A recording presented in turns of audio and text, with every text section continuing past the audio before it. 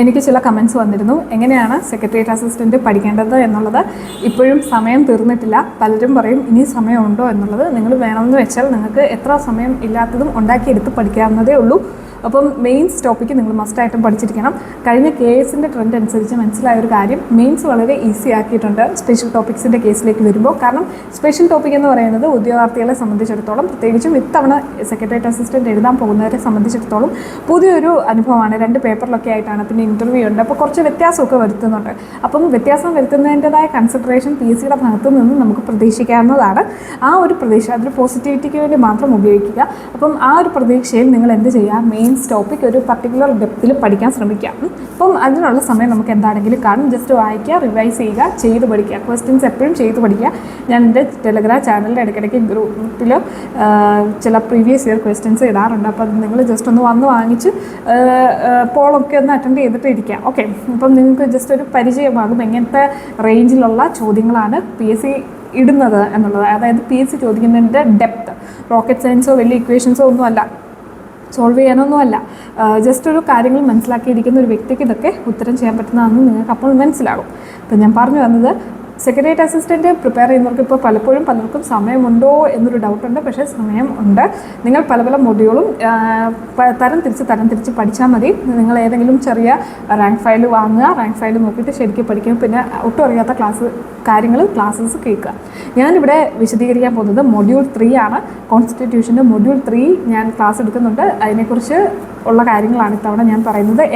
എൻ്റെ ചാനലിൽ എന്തേരെ വീഡിയോസ് ഇതിൽ അവൈലബിൾ ആയിട്ടുണ്ട്. നിങ്ങൾക്ക് എന്തേരെ അതിനെ വിശ്വസിക്കാമെന്നുള്ളതൊക്കെ നിങ്ങൾ വീഡിയോസ് കണ്ടിട്ട് പറയുക, അതിനെ കമൻറ്റ് ചെയ്യുക. അപ്പം ഇത്രയും വിശദമായിട്ട് മൊഡ്യൂൾ 3ഉം 4ഉം ധൈര്യമായിട്ട് ഈ ചാനലിൽ നിങ്ങൾക്ക് പഠിക്കാൻ പറ്റും സ്പെഷ്യൽ ടോപ്പിക്സ്. ബാക്കി മൊഡ്യൂൾ 1 and 2 പല നല്ല ചാനൽസും യൂട്യൂബിൽ ആഡ് ചെയ്യുന്നുണ്ട്. എനിക്ക് അതിനും കൂടെ കംപ്ലീറ്റ് ചെയ്യാനുള്ള സമയം കാണത്തില്ല. അത് കാരണമാണ് ഞാൻ പിന്നെ അതിലേക്കൊന്നും കടക്കാത്തത്. പിന്നെ അഡ്മിനിസ്ട്രേഷൻ്റെ വിഷയവുമല്ല, അതുകൊണ്ട് എനിക്ക് എക്സ്ട്രാ പ്രിപ്പയർ ചെയ്യേണ്ടി വരും. അപ്പം അതുകൊണ്ട് നിങ്ങളുടെ വേണ്ട മൊഡ്യൂൾസ് ആദ്യം തന്നെ സിലബസിൻ്റെ ഒരു PDF കോപ്പി, PDF ആയിട്ടല്ല ഹാർഡ് കോപ്പി ആയിട്ട് തന്നെ ഞാൻ ചെയ്തിരിക്കുന്നതുണ്ടോ, എനിക്ക് ഇതുപോലൊരു കോപ്പി ഉണ്ട്. അപ്പോൾ നിങ്ങൾ ഇതുപോലെ കോപ്പി എടുത്ത് വെക്കുക. എന്നിട്ട് ഓരോ മൊഡ്യൂളിലും എന്തൊക്കെയുണ്ട് എന്നുള്ള കാര്യം നിങ്ങൾ ആദ്യം തന്നെ വിശദമായിട്ട് മനസ്സിലാക്കുക. എന്നിട്ട് ഇത് യൂട്യൂബിലൊക്കെ ടൈപ്പ് ചെയ്യുമ്പോൾ നിങ്ങൾക്കൊരു 2-3 മിനിറ്റിൻ്റെയൊക്കെ വീഡിയോ കിട്ടും. അപ്പോൾ ആ ഒരു ഡെപ്തിൽ നിങ്ങൾക്ക് കാര്യം മനസ്സിലായാൽ നെക്സ്റ്റ് വരുന്ന ചോദ്യങ്ങൾ നിങ്ങൾക്ക് ആൻസർ ചെയ്യാൻ പറ്റും. അപ്പം മാത്രമല്ല, ചിലർ ഫുൾ കോഴ്സായിട്ട് തന്നെ വീഡിയോസ് ഇടുന്ന യൂട്യൂബ് ചാനൽസ് ഉണ്ട്. അപ്പോൾ ദയവ് ചെയ്ത് അതൊക്കെ നോക്കുക. അതിൽ നല്ല ചാനൽസിൻ്റെ എനിക്ക് കണ്ടിട്ട് ഇഷ്ടപ്പെട്ട ചാനൽസിൻ്റെ ലിങ്ക് ഞാൻ ഈ വീഡിയോയുടെ താഴെ നൽകുന്നതായിരിക്കും. അപ്പം നിങ്ങൾ പറ്റുന്ന വിധം നല്ല ചാനൽസ് നോക്കി ഓരോ മൊഡ്യൂളും പഠിച്ചു തീർക്കാൻ നോക്കുക. 3rd മൊഡ്യൂളും 4th മൊഡ്യൂളും ഈ ചാനലിൽ ഭദ്രമാണ്. അതുകൊണ്ട് ധൈര്യമായിട്ടിരിക്കുക. 1st 2nd മൊഡ്യൂളും പറയുന്ന നല്ലൊരു ചാനലിൻ്റെ ലിങ്ക് ഞാൻ നൽകുന്നതാണ്, അഡ്മിനിസ്ട്രേഷനും മാനേജ്മെൻറ്റും. താഴെ ഡിസ്ക്രിപ്ഷനിൽ നിങ്ങൾ അതും കൂടെ നോക്കുക. അപ്പം ഇതുവഴി നമുക്ക് സ്പെഷ്യൽ ടോപ്പിക്സ് ക്ലാസ്സസ് കേട്ട് ഈസി ആയിട്ട് കാര്യങ്ങൾ മനസ്സിലാക്കാനും, പിന്നെ റാങ്ക് ഫയൽ വായിച്ച് ഈസി ആയിട്ട് കാര്യങ്ങൾ ഓർത്തെടുക്കാനും, ക്വസ്റ്റ്യൻ ചെയ്ത് റിവൈസ് ചെയ്യാനും പറ്റുന്നതാണ്. പ്രാക്ടീസും ചെയ്യണം നിങ്ങൾ മസ്റ്റായിട്ട്. എങ്ങനെ വേണം സെക്രട്ടേറിയറ്റ് അസിസ്റ്റൻറ്റിൻ്റെ പഠിക്കേണ്ടതെന്നൊക്കെ കമൻസ് വന്നിട്ടുണ്ട്. അതുകൊണ്ടാണ് ഞാൻ ഇങ്ങനൊരു വീഡിയോ ചെയ്യാമെന്ന് വിചാരിക്കുന്നത്. നിങ്ങൾക്ക് ഇത് ഇഷ്ടപ്പെട്ടെന്ന് വിചാരിക്കുന്നു.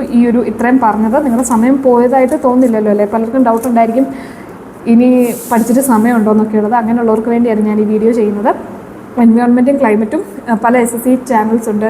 അതുപോലെ തന്നെ PSCയുടെയും NCERTയുടെയും ഒക്കെ ക്ലാസ്സസ് കൊടുക്കുന്ന ചാനൽസ് ഉണ്ട്. +2 കുട്ടികൾക്ക് വേണ്ടിയൊക്കെയുള്ള ക്ലാസ്സസ് കൊടുക്കുന്ന ചാനൽസ് ഉണ്ട്. ദയവ് ചെയ്ത് അതും കൂടെ ഒന്ന് ബ്രൗസ് ചെയ്യുക. എനിക്ക് നല്ല ചാനൽസ് കിട്ടുമ്പോൾ അതിൻ്റെയൊക്കെ ലിങ്ക് ഞാൻ ചാനലിലോ ഏതെങ്കിലുമൊക്കെ വീഡിയോയുടെ ഡിസ്ക്രിപ്ഷനിലോ ഒക്കെ ആഡ് ചെയ്യുന്നതായിരിക്കും. ഓക്കെ, നമുക്കപ്പം ഡയറക്റ്റ് സിലബസിലേക്ക് കടക്കാം. ഒന്നാമത്തെ പറഞ്ഞിരിക്കുന്നത് സാലിയൻറ്റ് ഫീച്ചേഴ്സ് ആണ്. Salient features of Indian constitution. അതിൻ്റെ ക്ലാസ്സസ് ഞാൻ ഇട്ടിട്ടുണ്ട്. എൻ്റെ വീഡിയോസൊക്കെ നമ്പേഴ്സ് കൂടുതലാണെങ്കിൽ പോലും അതിൻ്റെ ഡ്യൂറേഷൻ വളരെ കുറവാണ്. അപ്പം നിങ്ങൾക്കൊരു 17 മിനിറ്റിൻ്റെ 20 മിനിറ്റിൻ്റെ ഒക്കെ 2x ഇട്ടാൽ 10 മിനിറ്റ് കൊണ്ട് കേട്ട് തീർക്കാൻ പറ്റും. നിങ്ങൾക്ക് നല്ല നോളജ് ഉണ്ടായിരിക്കുന്നതായിരിക്കും. പിന്നെ ആ ക്ലാസ് കേട്ടിട്ട് നിങ്ങൾ ജസ്റ്റ് ഏതെങ്കിലും ഒരു ബുക്ക് വായിക്കുകയും കൂടെ ചെയ്യുവാണെങ്കിൽ വളരെ ഈസി ആയിട്ട് കോൺസ്റ്റിറ്റ്യൂഷൻ പഠിക്കാവുന്നതേ ഉള്ളൂ. അപ്പം സാലിയൻറ്റ് ഫീച്ചേഴ്സ് ഓഫ് കോൺസ്റ്റിറ്റ്യൂഷൻ ഞാൻ പല വീഡിയോകളിലായിട്ട് ഏകദേശം 1.5 മണിക്കൂർ വരുന്ന രീതിയിലാണെന്ന് തോന്നുന്നു വീഡിയോസ് ചെയ്തിട്ടുണ്ട്. അത് ജസ്റ്റ് ഒന്ന് കേൾക്കുക. 1/2 മണിക്കൂർ അല്ലെങ്കിൽ 3/4 മണിക്കൂർ കൊണ്ട് ആ വീഡിയോസ് നിങ്ങൾക്ക് കേട്ട് തീർക്കാൻ പറ്റും. എന്നിട്ട് നിങ്ങൾക്ക് അതിൻ്റെ ഒരു നോളജ് ബേസിൽ ഇത് പഠിച്ചാൽ മതി. പിന്നെ പ്രിയാമ്പിളിനെ കുറിച്ച് വിശദമായിട്ട് പല വീഡിയോസിലായിട്ട് ഞാൻ പറഞ്ഞിട്ടുണ്ട്. ഫണ്ടമെൻ്റൽ റൈറ്റ്സ്, അതിൻ്റെ ലിമിറ്റേഷൻസും മീനിങ്സും ഒക്കെ നമ്മൾ നന്നായിട്ട് തന്നെ വിശദമായിട്ട് പറഞ്ഞിട്ടുണ്ട്. DPSP കുറിച്ച് നമ്മൾ പറഞ്ഞിട്ടുണ്ട്. DPSPയുടെ എല്ലാ ആർട്ടിക്കിൾസിനെ കുറിച്ചും നമ്മൾ ഡിഫൈൻ ചെയ്തിട്ടുണ്ട്. DPSPയുടെ പൊതുവായിട്ടുള്ള സ്വഭാവത്തെക്കുറിച്ചും ഡിഫൈൻ ചെയ്തിട്ടുണ്ട്. അപ്പം ഇത്രയും കാര്യങ്ങളാണ് നമുക്ക് പ്രധാനമായിട്ടും പഠിക്കാനുള്ളത്. നെക്സ്റ്റ് വരുന്നത് യൂണിയൻ എക്സിക്യൂട്ടീവാണ്. ഞാൻ എപ്പോഴും പറയാറുണ്ട്, യൂണിയൻ എക്സിക്യൂട്ടീവിൽ ആരൊക്കെയുണ്ട്? പ്രസിഡന്റ്, വൈസ് പ്രസിഡന്റ്, പിന്നെ council of ministers, attorney general. അപ്പം പ്രസിഡൻറ്റും വൈസ് പ്രസിഡൻറ്റും നമ്മൾ ഓൾറെഡി വീഡിയോ ചെയ്തു. അറ്റോർണി ജനറലിനെ കുറിച്ച് ഇതിൻ്റെ അകത്ത് പരാമർശിക്കുന്നില്ല. എന്നാലും നമുക്കൊരു ജസ്റ്റ് ഒരു ചെറിയ വീഡിയോ ചെയ്യാം. പ്രധാനമന്ത്രി, കൗൺസിൽ ഓഫ് മിനിസ്റ്റേഴ്സും. കൗൺസിൽ ഓഫ് മിനിസ്റ്റേഴ്സിൽ ഉൾപ്പെടുന്ന ആൾ തന്നെയാണ് പ്രധാനമന്ത്രി. അതാണ് ഞാൻ അതിൽ പ്രത്യേകം പറയുന്നത്. അപ്പം ഇത്രയും പേരെ നമ്മൾ പഠിക്കണം. നമ്മൾ പ്രധാനമന്ത്രി വരെ തീർത്തു. ഇനി കൗൺസിൽ ഓഫ് മിനിസ്റ്റേഴ്സിനെ കുറിച്ചാണ് നമ്മൾ പഠിക്കാൻ പോകുന്നത്. കൗൺസിൽ ഓഫ് മിനിസ്റ്റേഴ്സ്, അതായത് മന്ത്രിസഭയെക്കുറിച്ച് പഠിച്ചതിന് ശേഷം നമ്മൾ നിയമനിർമ്മാണ സഭകളായിട്ടുള്ള രാജ്യസഭയെക്കുറിച്ചും ലോക്സഭയെക്കുറിച്ചുമാണ് പഠിക്കേണ്ടതായിട്ടുള്ളത്. ഇതിനൊരു ഓർഡർ ഉണ്ട്. അപ്പോൾ ഈ ലോക്സഭയും രാജ്യസഭയെക്കുറിച്ച് നമ്മൾ പഠിച്ചതിന് ശേഷം നമ്മൾ അവിടെ ഇരിക്കുന്ന സാമാജികർക്ക് ലഭിക്കുന്ന കുറച്ച് പ്രിവിലേജസിനെ കുറിച്ച് പഠിക്കണം. ആ പ്രിവിലേജസിനെ കുറിച്ച് പഠിച്ചതിന് ശേഷം ആണ് നമ്മൾ ജുഡീഷ്യറിയെക്കുറിച്ച് പഠിക്കുന്നത്. അതായത് നമ്മുടെ സുപ്രീം കോടതിനെ കുറിച്ച് പഠിക്കണം. ഇത്രയും പഠിച്ച് തീരുമ്പോഴത്തേക്കും എന്ത് സംഭവിക്കും? ജുഡീഷ്യറിയിൽ പഠിക്കുമ്പോൾ നമ്മൾ ജുഡീഷ്യൽ റിവ്യൂവും പഠിക്കണം. PLI, പബ്ലിക് ഇൻട്രസ്റ്റ് ലിറ്റിഗേഷൻ, പൊതുജന താല്പര്യാർത്ഥം നമ്മൾ സമർപ്പിക്കുന്ന ഒരു ഹർജിയൊക്കെ ഉണ്ട്. അപ്പോൾ അതിനെക്കുറിച്ചൊക്കെ പഠിക്കണം ജുഡീഷ്യറിയിൽ വരുമ്പോൾ. ഇത്രയും പഠിച്ച് കഴിയുമ്പോൾ സെയിം സാധനങ്ങൾ നമ്മൾ സ്റ്റേറ്റിൻ്റെ ആപ്ലിക്കേഷനിലേക്ക് വരും. പ്രസിഡൻറ്റിന് പകരം സ്റ്റേറ്റിൽ നമ്മൾ ഗവർണറിനെ പഠിക്കും. ചീഫ് മിനിസ്റ്ററിനെ നമ്മൾ പ്രധാനമന്ത്രിക്ക് പകരം പഠിക്കും. കൗൺസിൽ ഓഫ് മിനിസ്റ്റർ താഴെ മുകളിലും സെയിം ആണ്. ആകെ സ്റ്റേറ്റിലെ കൗൺസിൽ ഓഫ് മിനിസ്റ്റേഴ്സിൻ്റെ ആർട്ടിക്കിൾസിൽ മാത്രമേ വ്യത്യാസം വരുന്നുള്ളൂ. പിന്നെ നമ്മൾ ലോക്സഭയ്ക്ക് പകരം സ്റ്റേറ്റിൽ വരുന്നത് ആരാണ്? നിയമസഭയാണ്. നമ്മുടെ കേരളത്തിലൊരു നിയമസഭ ഉണ്ടെന്ന് എല്ലാവർക്കും അറിയാം.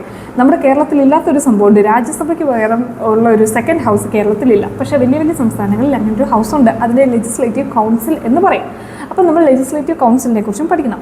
വൺസ് നമ്മൾ പാർലമെൻറ്റ്, ലോക്സഭയും രാജ്യസഭയും ഫങ്ഷൻസും കാര്യങ്ങളും പഠിച്ച ഒരു വ്യക്തിക്ക് സെയിം പ്രൊസീജിയേഴ്സാണ് എവിടെയും വരുന്നത്, സ്റ്റേറ്റ് നിയമസഭയിലും വരുന്നത്, ലെജിസ്ലേച്ചറിലും വരുന്നത്. അപ്പം യൂണിയൻ ലെജിസ്ലേച്ചർ പഠിച്ച ഒരാൾക്ക് സ്റ്റേറ്റ് ലെജിസ്ലേച്ചർ പഠിക്കാൻ എളുപ്പമായിരിക്കും. ഞാൻ അതുകൊണ്ട് തന്നെ അതിനെക്കുറിച്ച് വിശദമായിട്ട് പറയുന്നില്ല.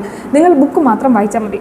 സ്റ്റേറ്റ് ലെജിസ്ലേച്ചറിൻ്റെ ബുക്സ് കൊടുത്തിട്ടുണ്ടായിരിക്കും, ഫാക്ട്സ് ആൻഡ് ഡീറ്റെയിൽസ്. അത് മാത്രം നിങ്ങൾ വായിച്ചാൽ മതി. കാരണം നിങ്ങൾക്ക് ഓൾറെഡി എങ്ങനെയാണ് നിയമനിർമ്മാണം നടക്കുന്നതെന്ന് അറിയാം. സഭ മാറുന്നു എന്നുള്ള ഒറ്റ വ്യത്യാസമേ ഉള്ളൂ എന്നുള്ളതും കൂടെ മനസ്സിലാക്കുക. അവിടെയും മജോറിറ്റി, സിമ്പിൾ മജോറിറ്റി അല്ലെങ്കിൽ 2/3 സ്പെഷ്യൽ മജോറിറ്റി, ഇവിടെയും അതൊക്കെ തന്നെ. അപ്പോൾ അതുകൊണ്ട് വലിയ വ്യത്യാസമൊന്നുമില്ല. അത് കഴിഞ്ഞ് ലാസ്റ്റ് വരുന്നത് നമ്മൾ പറഞ്ഞു യൂണിയൻ ലെജിസ്ലേച്ചറിനെ കുറിച്ച് പറയണം. സ്റ്റേറ്റ് ലെജിസ്ലേച്ചറിനെ കുറിച്ച് പറയണം. ലാസ്റ്റ് നമ്മുടെ ജുഡീഷ്യറിയെക്കുറിച്ചും പറയണം. നമുക്ക് ഉണ്ടല്ലോ സ്റ്റേറ്റ് ജുഡീഷ്യറി. ഹൈക്കോടതിനെ കുറിച്ച് പറയണം. ഹൈക്കോടതിനെ കുറിച്ച് പറയുമ്പോൾ സ്വാഭാവികമായിട്ടും അതിൻ്റെ താഴെയുള്ള സബോർഡിനേറ്റ് കോർട്ടുകളെക്കുറിച്ചും പഠിക്കണം. ഇത്രയും കാര്യങ്ങളാണ് ഇവിടെ കോൺസ്റ്റിറ്റ്യൂഷൻ ഓഫ് ഇന്ത്യയിൽ പരാമർശിച്ചിരിക്കുന്നത്. പാർട്ട് വൈസ് നമ്മുടെ കോൺസ്റ്റിറ്റ്യൂഷനെ പാർട്ടുകളായിട്ട് തരംതിരിച്ച കാര്യം നിങ്ങൾക്കറിയാം. ഒന്നാമത്തെ പാർട്ടിൽ പറഞ്ഞിരിക്കുന്ന കാര്യങ്ങൾ എന്ന് പറഞ്ഞാൽ യൂണിയൻ ആൻഡ് ഇറ്റ്സ് ടെറിട്ടറിയാണ്. അതിനെക്കുറിച്ചൊന്നും വിശദമായിട്ട് പറയുന്നില്ലെങ്കിൽ പോലും സാലിയൻറ്റ് ഫീച്ചേഴ്സ് ഓഫ് കോൺസ്റ്റിറ്റ്യൂഷനിൽ നമുക്കിതിനെക്കുറിച്ചൊക്കെ ജസ്റ്റ് പരാമർശിച്ചിട്ട് പോകാം. പ്രധാനമായിട്ടും ഈ സിലബസിൽ നമ്മുടെ കോൺസ്റ്റിറ്റ്യൂഷൻ്റെ 3, 4, 4A, 5, 6 പാർട്ടുകളെക്കുറിച്ചാണ് മോഡ്യൂൾ 3യിൽ പറഞ്ഞിരിക്കുന്നത്. ഓക്കെ, 5ാമത്തെ പാർട്ട് യൂണിയൻ ഗവൺമെൻറ്റിനെ കുറിച്ചും യൂണിയൻ ജുഡീഷ്യറിയെ കുറിച്ചൊക്കെ പറയുമ്പോൾ 6ാമത്തെ പാർട്ട് സ്റ്റേറ്റ് ഗവൺമെൻറ്റിനെ, സ്റ്റേറ്റ് ജുഡീഷ്യറിയെ കുറിച്ചൊക്കെ പറയുന്നു. അപ്പോൾ 3, 4, 5, 6 പാർട്ടുകളാണ്. പാർട്ട് വൈസ് നോക്കുമ്പോൾ കോൺസ്റ്റിറ്റ്യൂഷൻ എന്ന് പറയുന്ന കോൺസ്റ്റിറ്റ്യൂഷണൽ സ്ട്രക്ചർ എന്ന് പറയുന്ന മോഡ്യൂൾ 3യിൽ നമുക്ക് പഠിക്കാനുള്ളതെന്നുള്ള കാര്യം നിങ്ങൾ മനസ്സിലാക്കുക. പിന്നെ വരുന്നത് മോഡ്യൂൾ 4, നമ്മുടെ സിലബസിലെ മോഡ്യൂൾ 4. അതിലേക്ക് വരുമ്പോൾ സെൻട്രൽ സ്റ്റേറ്റ് റിലേഷൻസ് ആണ്.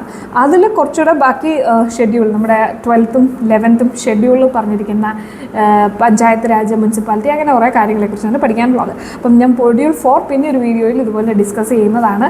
നിലവിൽ ഞാൻ മോഡ്യൂൾ 3യെക്കുറിച്ചാണ് ഇപ്പോൾ ഇത്രയും വിശദമായിട്ട് പറഞ്ഞത്. കോൺസ്റ്റിറ്റ്യൂഷൻ പ്രകാരം നമുക്ക് പ്രധാനമായിട്ടും part 3, part 4, part 4A, part 5, part 6 ഇത്രയും പാർട്ടുകളിൽ നിന്നാണ് പഠിക്കാനുള്ളത്. അപ്പോൾ നിങ്ങൾക്കൊരു ഡൗട്ട് ഉണ്ട്, ഏതൊക്കെ ആർട്ടിക്കിൾസാണ് പഠിക്കാനുള്ളതെന്നൊക്കെ പഠിക്കേണ്ടതെന്നൊക്കെ ചോദിക്കുമ്പോൾ കോൺസ്റ്റിറ്റ്യൂഷനിൽ എത്രയോ ആർട്ടിക്കിൾസ് ഉണ്ട്. ഇതൊന്നും നിങ്ങളെ കൊണ്ട് കാണാതെ പഠിക്കാൻ പറ്റത്തില്ല. അപ്പോൾ സ്വാഭാവികമായിട്ട് നിങ്ങൾ എന്താണ് ചെയ്യേണ്ടത്? ഈ ഒരു ഭാഗം പഠിക്കുക. ഓക്കെ, അപ്പം ഈ 3-4 ഈ പാർട്ടിൽ വരുന്ന ആർട്ടിക്കിൾസ്, പ്രധാനപ്പെട്ട articles related to president, vice president, അങ്ങനെയുള്ള കാര്യങ്ങൾ പഠിച്ചാൽ മതി.